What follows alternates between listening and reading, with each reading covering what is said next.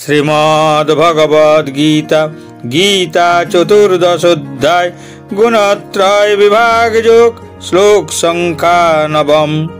এই শ্লোকের সম্পূর্ণ বিস্তারিত ব্যাখ্যা। সত্যং সুখে সঞ্জয়তি রজঃ কর্মণি ভারত, জ্ঞানমাবৃত্য তু তমঃ প্রসাদে সঞ্জয়ত্যুত।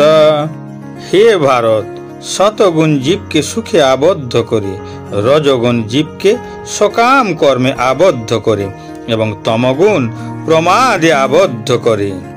শতগুণের প্রভাবে জড় জীবনের কষ্ট লাঘব হয় এবং পার্থিব কামনা বাসনা প্রশমিত হয়।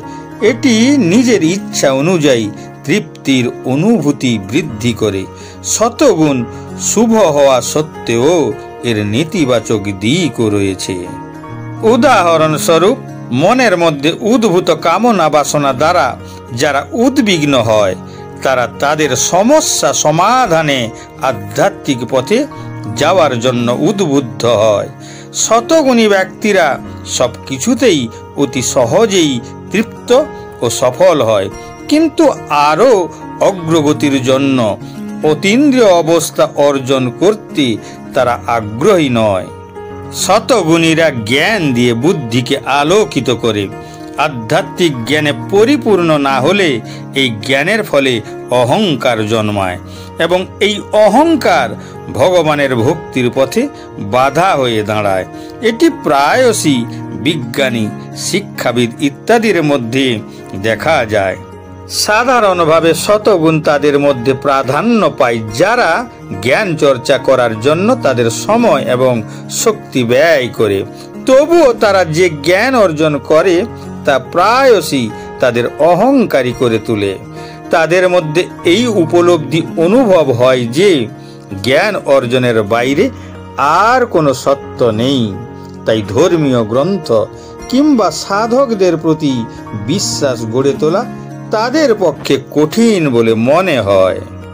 রজগুণের অধিকারী আত্মা অক্লান্ত পরিশ্রম করতে উদ্বুদ্ধ হয়। বিশ্বের প্রতি তাদের আসক্তি বৃহত্তর সুখ, প্রতিপত্তি, সম্পদ সঞ্চয় এবং শারীরিক উপভোগের ভিত্তিকেই অগ্রাধিকার হিসাবে তাদের জীবনের সবচেয়ে গুরুত্বপূর্ণ লক্ষ্য বলে মনে করে। তাই তারা কাঙ্ক্ষিত লক্ষ্য অর্জনের জন্য কঠোর পরিশ্রম করতেও দ্বিধাবোধ করে না। রজগুণের অধিকারী নারী পুরুষ উভয়কে আকর্ষিত করে যৌন আকাঙ্ক্ষা সৃষ্টি করে। তাদের যৌন আকাঙ্ক্ষা মেটানোর জন্য তারা বৈবাহিক সম্পর্কে আবদ্ধ হয়ে গৃহস্থলী ও গৃহস্থলীর কাজে ব্যস্ত হয়ে পড়ে।